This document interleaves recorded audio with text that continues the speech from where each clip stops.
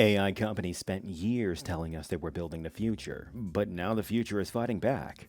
From pastors to politicians, nurses to filmmakers, even people of different political leans have all had enough. This backlash isn't just growing, it's turning into a full-blown movement. Let's talk about it. Shoutouts to Blood in the Machine for the article. On the morning of Friday, April 10th, a 20-year-old Texas man named Daniel Alejandro Morena Gama was arrested for allegedly throwing a Molotov cocktail at Sam Altman's mansion on Russian Hill in San Francisco. Less than 2 days later, police arrested 25-year-old Amanda Tom and 23-year-old Mohammed Tariq Hussein for allegedly firing a gun at the same house from their car before speeding away. Earlier the same week, an unknown assailant fired 13 shots into the front door of City Councilman Ron Gibson, who had just voted to approve a new data center in Indianapolis against a groundswell of the public outcry. A sign that reads, "No data centers," was tucked under the doormat. Maybe drop a like and subscribe if you're on Team Human, because the AI industry sure isn't slowing down unless people keep pushing back. Though don't get me wrong, I would suggest people push back in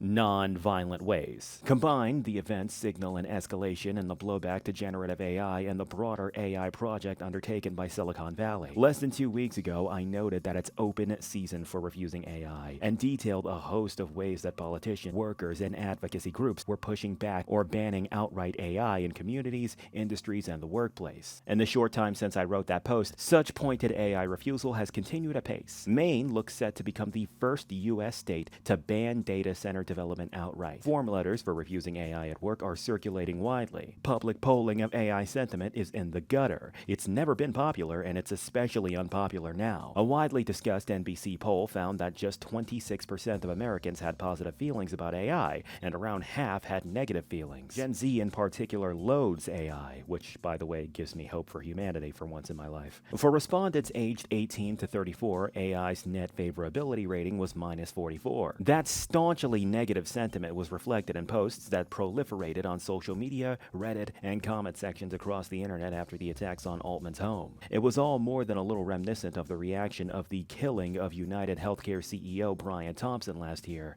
which saw an outpouring of online support for the executive's accused killer. Luigi Magnon, I don't know if I ever figured out how to pronounce that last name correctly, that took many by surprise. Little is known about the motives of Tom or Hussein or the politics of the Indianapolis shooter, but reporters in the online commentariat quickly dredged up Moreno Gama's Discord chats and Substack posts. He was a reader of rationalist and AI doomer Eliezer Jesus these last names, who argues, as the title of his last book puts it, if Silicon Valley builds a super intelligent AI, everyone dies.